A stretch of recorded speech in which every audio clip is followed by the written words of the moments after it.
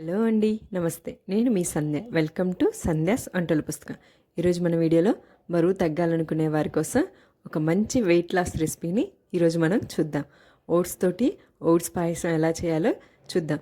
బరువు తగ్గాలనుకునే వారికే కాదండి, రెగ్యులర్గా తినే పాయసం కానీ బోర్ కొట్టేసిన, లేదంటే ఏదైనా స్వీట్ తినాలి అనిపించినప్పుడు ఇలా మనం కూడా ఒకసారి ఈ ఓట్స్ రెసిపీని ట్రై చేస్తే చాలా బాగుంటుంది. ఫస్ట్ టైం మన ఛానల్ చూస్తున్నట్లయితే మన ఛానల్ని తప్పకుండా సబ్స్క్రైబ్ చేసుకోండి.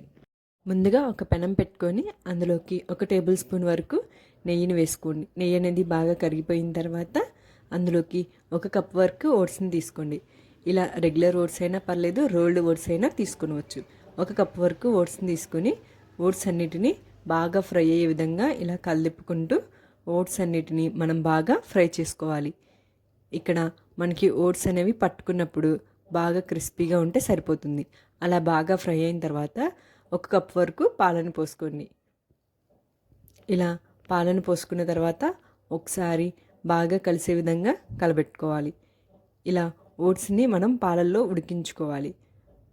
ఇలా ఓట్స్ అనేవి కొంచెం చిక్కబడుతున్నప్పుడు మళ్ళీ ఒకసారి బాగా కలిదిప్పుకొని 1 కప్ వరకు మళ్ళీ పాలను తీసుకోవాలి. ఆ పాలలో హాఫ్ వరకు పోసుకొని ఒకసారి అన్నిటినీ బాగా కలిసే విధంగా కలబెట్టుకోవాలి. ఓట్స్ అనేవి మరీ గట్టి పడకూడదు, ఇలా పల్చాగా ఉండాలి. ఇలా ఓట్స్ అనేవి మళ్ళీ కుక్ అయిన తర్వాత మిగిలిన పాలను కూడా ఇందులో పోసుకొని బాగా ఉడకనివ్వాలి. ఒకసారి బాగా కలిపుకొని ఓట్స్ ఇలా పల్చగా ఉండాలి, చిక్కబడకూడదు. ఎందుకంటే మనం స్టవ్ ఆఫ్ చేసిన తర్వాత ఇంకా దగ్గర పడుతుంది. ఇందులోకి 1/4 కప్ వరకు బెల్లాన్ని యాడ్ చేసుకొని ఒకసారి అంతా బాగా కలిసే విధంగా కలబెట్టుకోవాలి. ఈ టైంలో కనుక మీకు కొంచెం దగ్గర పడినట్టు అనిపిస్తే కొంచెం వాటర్ని కానీ పాలను కానీ యాడ్ చేసుకొని ఒకసారి బాగా కలబెట్టుకోవాలి.